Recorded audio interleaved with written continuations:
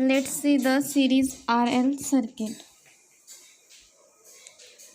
Circuit that contain a pure resistance R ohm connected in series with a coil having a pure inductance of L Henry is known as RL series circuit.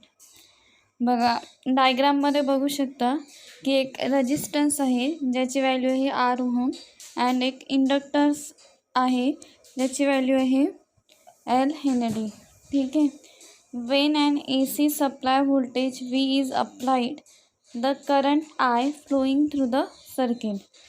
त्याला एक आपण supply दिलेलं आहे त्या दोन्ही कंपोनंटला V. ठीक आहे.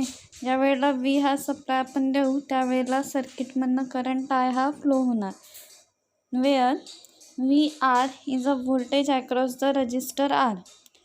VL is voltage across the inductor L. V is a total voltage of the circuit.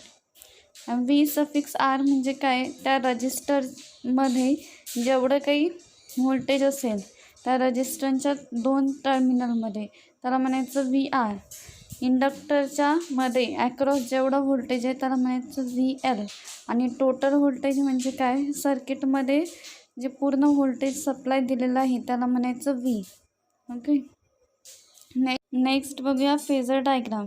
Phasor diagram म्हणजेच काय आहे तर ग्राफिकल रिप्रेझेंटेशन ऑफ सर्किट, त्याला म्हणायचं फेजर डायग्राम.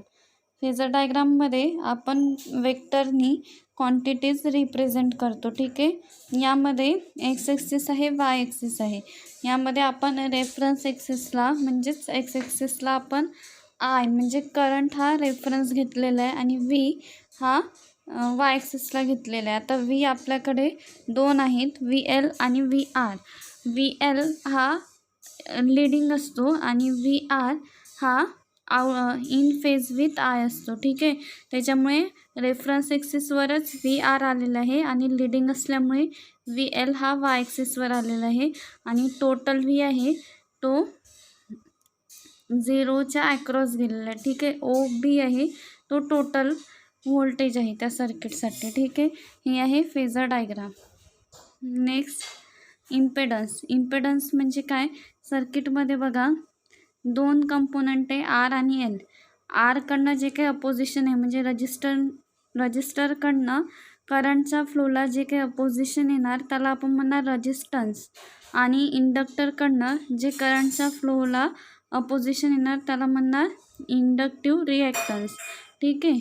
या दोघांचं जे कॉम्बिनेशन आहे त्याला म्हणणार आपण इम्पेडन्स म्हणजे total opposition in the circuit to flow of current, त्याला काय म्हणणार आपण इम्पेडन्स. ठीक आहे. फॉर्म्युला बघूया.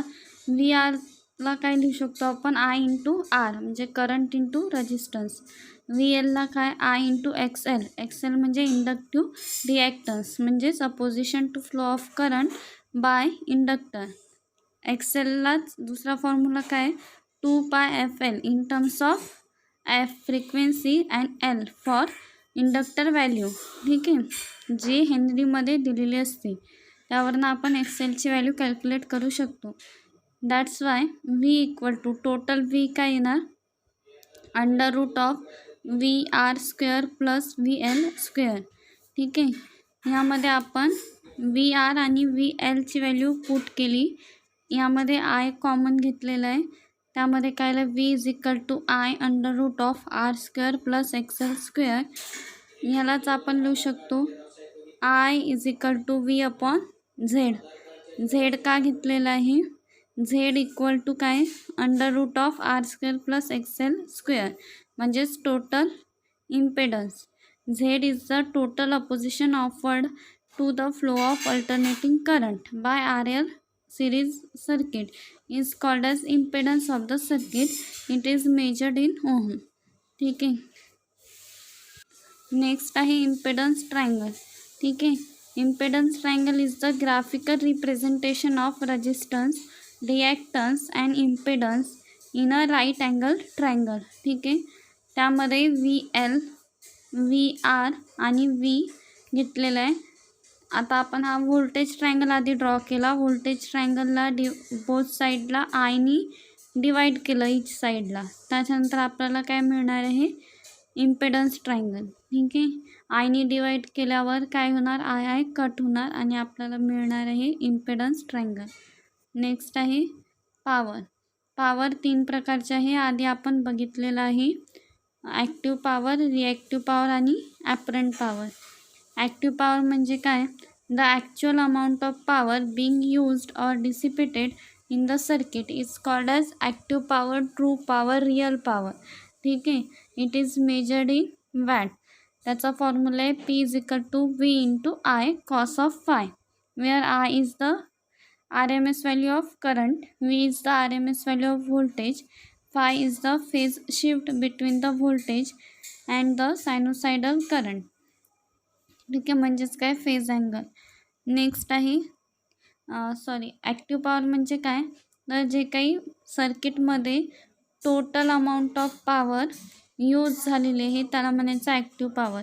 नेक्स्ट आहे reactive power. The power which flow back and forth, that means it move both the direction in the circuit or reacts upon itself, is called as reactive power. The reactive power is measured in kilowatt ampere. Okay, reactive power म्हणजे काय, जी power fourth आणि back म्हणजे सोर्सकडनं load करेल.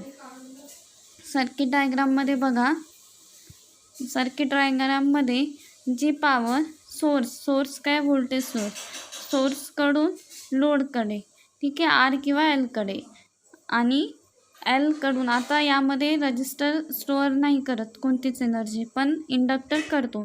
त्यामुळे inductor काय करणार, ज्या वेळेला इथे निगेटिव्ह हाफ सायकल असणार तेव्हा इंडक्टर ते स्वतःची पॉवर देणार, म्हणजे लोडकडून सोर्सकडे.